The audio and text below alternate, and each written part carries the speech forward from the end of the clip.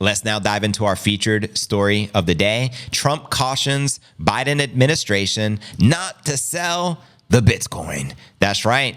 Trump was actually on Adin Ross's live stream yesterday. I watched some of it.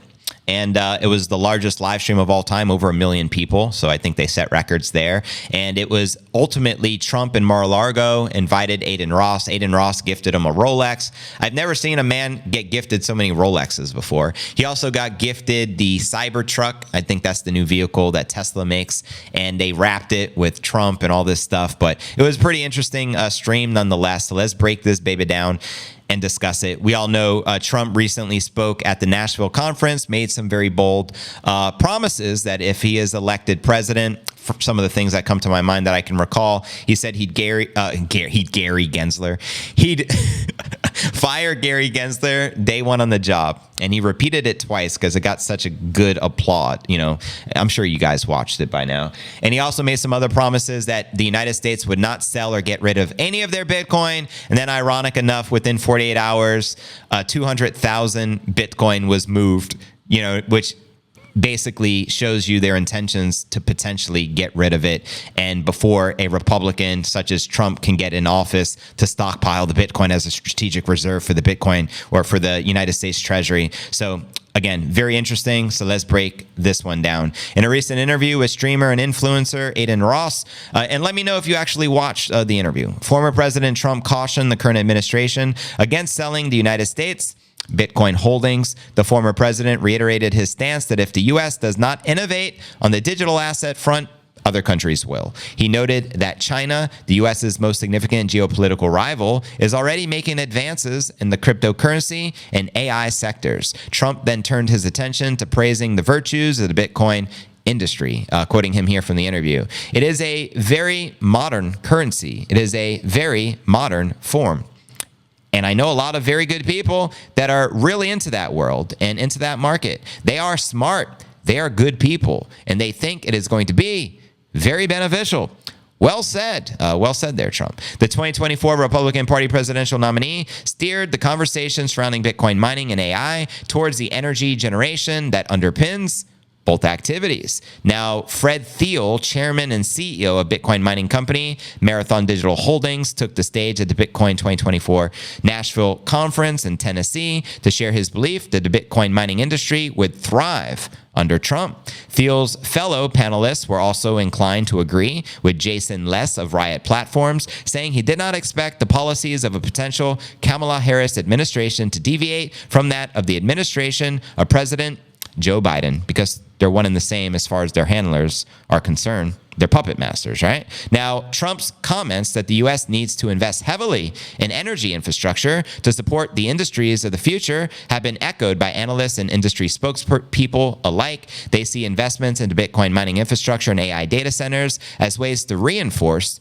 the energy grid. Now, Trump recently floated the idea of using a small amount of Bitcoin to pay off the U.S. government's massive $35 trillion national debt. And then he said, give him a little Bitcoin. He alluded to the power of the supply-capped asset to completely wipe away the U.S. government debt by simply appreciating against the inflating U.S. dollar over time and slowly siphoning the value out of the crumbling fiat system. This would allow the United States to avert a full-blown economic disaster traditionally seen during currency collapses by slowly and gradually transitioning most of the country's wealth into a new store of value and a sound monetary system constrained by hard mathematics. That's right. With Bitcoin, it's immutable. They can never change. They can never change it. Nobody can change it. No politician, no corrupt government, etc. We also know it's programmed to only be 21 million Bitcoin to ever be total circulating supply in existence. But guess what? It's even more scarce than that because there's probably 5 or 6 million Bitcoin lost and gone forever, which means there'll probably only ever be 15 million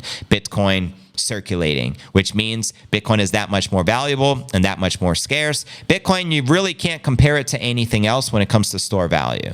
You may say, but JV, gold has been around for centuries. And while it has been around for centuries, the difference is relative Relative scarcity versus true scarcity. Relative scarcity means there's not an infinite supply, but they tend to find more every year and have no problem digging the earth to find more gold. And they could always invest more money and resources into mining more gold. So it's relatively scarce.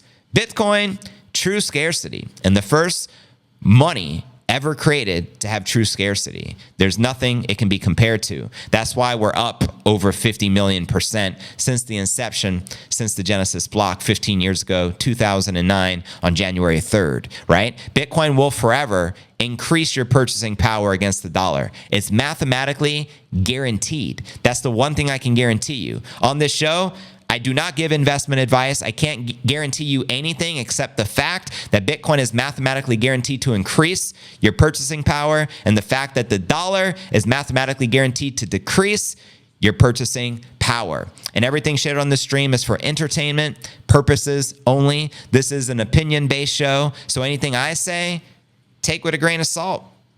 Just saying. But let me know your thoughts. Do you think that the United States will stockpile Bitcoin if Trump gets in office? Do you think Trump will get in office?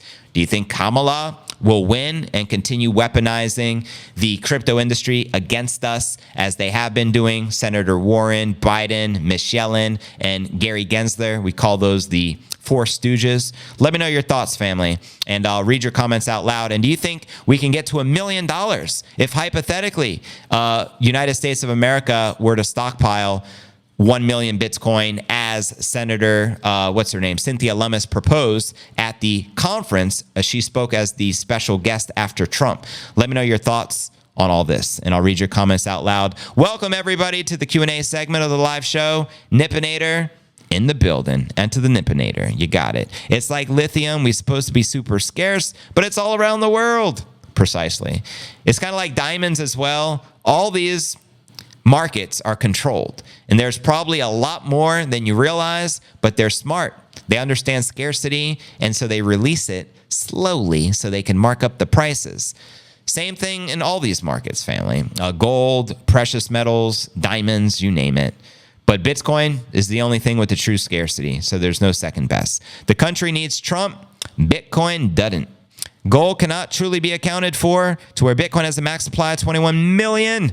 100%. 100%. And who do you think holds most of the gold supply? It's going to be the central banking cartels.